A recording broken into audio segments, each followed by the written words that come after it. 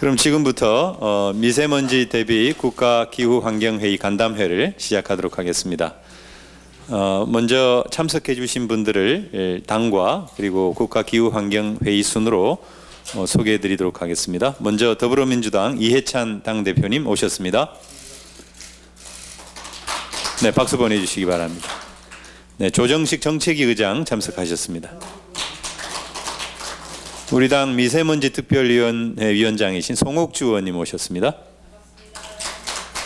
네, 김성환 당대표 비서실장 참석하셨습니다. 네, 국가기후환경회의 반기문 위원장님 오셨습니다. 전략기획위원장이신 김숙 위원장님 오셨습니다. 안병옥 운영위원장님 오셨습니다. 네, 김법정 사무처장님 오셨습니다. 네, 그럼 먼저 이해찬 당대표님 말씀이 있겠습니다. 예, 지난 5월에 만나 뵙고 6개월 만에 다시 뵙게 돼서 대단히 반갑습니다. 국가기후환경회의가 지난 4월에 출범한 이후에 국내외적으로 적극적인 활동을 진행해 왔습니다. 짧은 기간에도 불구하고 빠르게 조직이 갖춰지고 많은 성과를 거두어서 정말 기쁘게 생각을 합니다. 지난 10월에는 국민들의 의견을 수렴해서 국민 정책 제안을 마련하여 정부에 제출했다고 얘기를 들었습니다. 반기문 위원장님을 비롯한 위원 여러분과 환경부 직원 여러분 정말 수고 많이 하셨습니다. 오늘 이 자리는 국가기후환경회의가 사회적 공론화 과정을 거쳐 마련한 정책 제안을 청취하고 추진 방안과 국회 협력 방안을 논의하기 위해서 만든 자리입니다. 미세먼지는 국민 건강을 위협하는 심각한 사회 재난이라고 할 수 있겠습니다. 한국의 미세먼지 악화 정도는 OECD 내에서도 아주 심각한 수준입니다. 미세먼지가 심각한 100대 도시 중 44개가 한국에 소재할 정도입니다. 중국의 산업화에 따른 대규모 미세먼지 유입은 이미 상수가 되었고 국내 발생 미세먼지 역시 무시할 수 없는 그런 상황입니다. 따라서 국가기후환경회의 역할이 대단히 중요합니다. 당정은 기후환경회의가 미세먼지 문제에 국제공조의 축으로 꾸준히 활동할 수 있도록 적극적으로 지원하도록 하겠습니다. 국가기후환경회의를 출범시켜 국내의 미세먼지 저감 대책을 수립하고 민주당도 미세먼지 대책 특위를 구성해서 지원을 하고 있습니다. 예산 및 제도적 지원도 최대한 노력을 하겠습니다. 미세먼지 저감을 위한 예산은 올해보다 2배 이상 증액해 4조 원 수준으로 편성을 했습니다. 또 미세먼지 저감 및 관리에 관한 특별법 개정안을 조속히 국회에서 통과시키도록 하겠습니다. 미세먼지 문제는 정부나 정당을 떠나 정치권 전체가 대응해야 되는 국민 건강의 문제입니다. 야당과도 논의에 지속적이고 효과적인 정책을 확립하도록 하겠습니다. 반기문 위원장님을 비롯한 국가기후환경회의 여러분께서도 함께해 주시기를 당부를 드리겠습니다. 오늘 간담회에서 우리 민주당과 국회가 할 수 있고 해야 할 일들 기탄 없이 말씀을 해 주시기 바랍니다. 고맙습니다. 네, 감사합니다. 다음은 반기문 위원장님 말씀이 있겠습니다.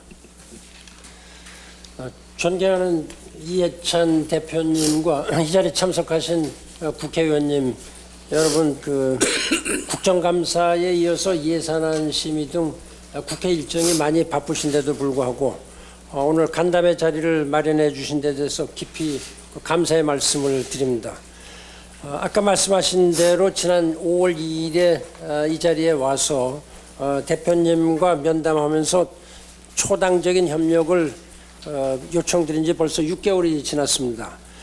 민주당에서 미세먼지 문제에 아주 깊은 관심을 가지고 국가기후환경회의 활동을 전폭적으로 지원해 주신 데 대해서 이 자리를 빌어서 깊이 감사를 말씀을 드리고 그 덕분에 업무를 성공적으로 수행하고 있다고 이렇게 생각합니다. 특히 미세먼지 본위원회에 강병원 의원님과 김종민 의원님이 바쁜 일정에도 불구하고 본위원으로서 지속 참여해 주신 점 이 자리를 빌어서 감사의 말씀을 드립니다. 지난 9월 30일에 5개월이라는 촉박한 일정에도 불구하고 고농도 계절 미세먼지에 대응하기 위한 국민정책 제안을 확정 발표했습니다. 이번 정책 제안은 두 가지 측면에서 큰 의미가 있다고 생각합니다. 첫째, 사회 각계를 아우르는 국민이 정책 수립 주체로 직접 참여해서 만든 최초의 상향식 미세먼지 대책이라는 것입니다. 종전의 정부 정책이 공무원과 일부 전문가 중심으로 이게 만들어졌다면 이번 정책 제안은 국민을 대표하는 500여 명의 국민정책 참여단과 전문가 130여 명이 100번 이상의 토론과 수기 과정을 거쳐서 도출했다는 이런 점에서 큰 의의가 있다고 생각합니다. 아울러서 과거 정부에서는 시도하지 못했던 역사상 가장 과감하고 아주 혁신적인 조치들을 포함하고 있습니다. 특히 겨울철에 전국에 소재한 석탄발전소 60기 중에서 거의 절반을 일시적으로 가동 중단하는 등 파격적인 대책으로 미세먼지 해결을 위해 불편도 감수하겠다는 국민적 공감대와 지지가 없었다면 실현되지 못했을 것이라고 이렇게 생각합니다. 그렇지만 아무리 좋은 정책도 현장에서 집행되지 않는다면 아무 소용이 없으므로 이행을 위한 철저한 준비가 필요합니다. 국민이 제안한 대책을 정부와 지자체가 정책으로 구체화하고 현장에서 충실히 이행해야 효과를 발휘할 수 있습니다. 아울러 미세먼지 피해자인 동시에 가해자인 국민 개개인의 참여와 실천 역시 매우 중요한 요소입니다. 국민 정책 제안 이행을 위해서 가장 시급한 일은 대표님께서 말씀하신 대로 법과 제도적 기반을 마련하는 것입니다. 이행의 출발점으로서 국회가 추동력을 실어 주어야만 합니다. 먼저 국민정책 제안의 충실한 이행을 위해서 이 법적 근거를 마련해 주시겠다는 대표님의 말씀에 깊은 감사를 드립니다. 또 강병원 의원님과 신창현 의원님께서 발의하신 미세먼지 특별법 개정안이 국회 환노위에 계류 중이라고 알고 있습니다. 이 법안이 여야 공감대 속에서 조속히 통과되기를 기대하고 있습니다. 또한 예산과 관련해서 현재 국가기후환경회의의 2020년도 예산안과 예산 증액 요구안이 국회 예결위에 상정되어 있습니다. 20억 원을 추가로 요구해서 환노위에서 통과가 됐습니다. 이 해당 예산은 국가기후환경회의의 일상적인 경상경비를 늘리는 것이 아니라 국민정책 참여단 토론회와 타운홀 미팅 등 국민 참여 확대를 위해서 필요하므로 국회에 적극적인 협력을 요청드립니다. 앞으로 저를 위시해서 우리 많은 기후환경회의 간부들이 전국을 돌아다니면서 이 타운홀 미팅을 가지면서 국민들과 직접 대화를 하는데 여러 가지 추가적인 예산이 들겠습니다. 또한 정부가 국민의 요구를 제대로 정책에 반영해서 책임 있게 추진하고 있는지 주의 깊게 살펴봐 주시길 바랍니다. 현장에서 지체 없는 이행을 위해서 지자체가 조례를 개정하고 인력을 투입하는 등 철저한 준비를 할 수 있도록 국회 차원 특히 민주당에서 독려를 해 주시길 바랍니다. 이 사회 통합 차원에서 미세먼지 감축 과정은 불편을 동반하기 마련입니다. 잘못하면 사회적 갈등이 유발될 가능성이 큰데 갈등이 원만히 해소되고 정쟁으로 비화되는 일이 없도록 지도력을 발휘해 주시기를 부탁드립니다.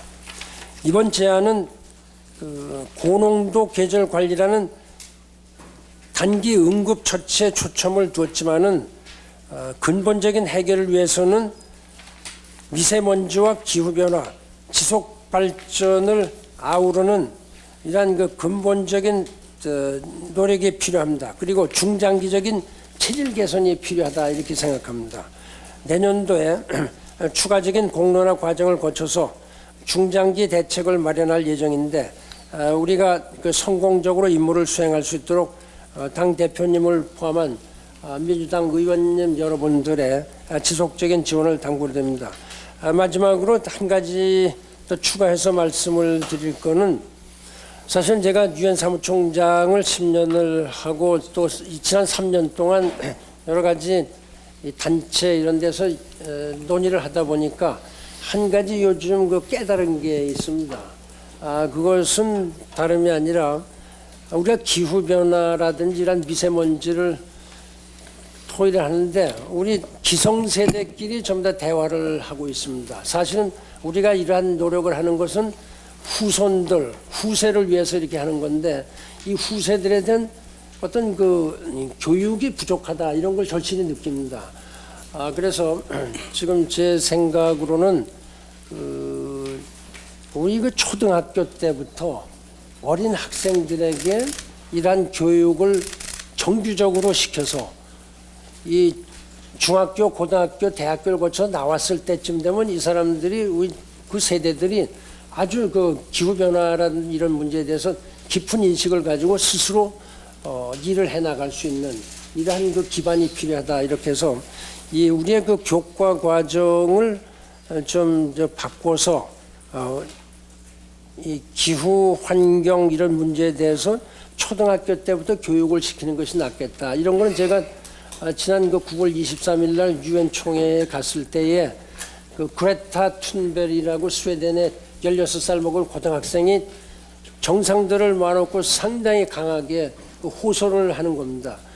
최근에 제가 몇 번 행사를 가보니까 전부 다 우리나라의 중고등학교 남학생, 여학생들이 나와서 기후변화에 관한 걸 갖다 호소를 합니다. 그래서 그때 제가 느낀 게 있습니다. 이게 이 학생들이 벌써 이런 그 문제에 대해서 인식을 가지고 있구나. 더 늦기 전에 지금이라도 하는 게 낫겠다. 한 가지 더 긍정적인 거는 그 며칠 전에 우리나라 언론에도 났습니다만 이태리 정부에서 벌써 이런 상황을 깨닫고 문교부 장관이 발표를 했습니다. 이태리에는 초중고 학생들이 초중 고등학교 학생들이 1년에 최소 31시간, 31시간의 환경 교육을 받도록 의무화했습니다. 그래서 제가 12월 초에 유은혜 교육부총리, 문교부 장관을, 교육부 장관을 그 만나려고 지금 이제 하고 있습니다. 약속이 좀 돼 있습니다. 그래서 그 교육부총리에게 제가 적극적으로 좀 건의를 드립니다. 물론 이러한 건의라든지 교육부의 정책이라든지 이런 것이 그 당의 적극적인 협조가 없으면 안 될 것 같습니다. 여기 정책위원장님도 마침 계시기 때문에 이제는 좀 후손을 위해서 우리가 좀 일을 하는 것이 어떠냐 이런 점을 아주 간곡히 당부를 드립니다. 하여튼 오늘 간담회 자리가 국민 정책 제안의 의미를 평가하고 중요성을 공유하는 모멘텀으로 작용할 것이라고 기대하고 앞으로도 아낌없는 지도 편달을 바라겠습니다. 감사합니다. 네, 감사합니다. 네, 말씀 중에 국회 환경노동위원회 우리 당 간사이신 한정혜 의원님 오셨습니다. 박수 한번 보내주세요.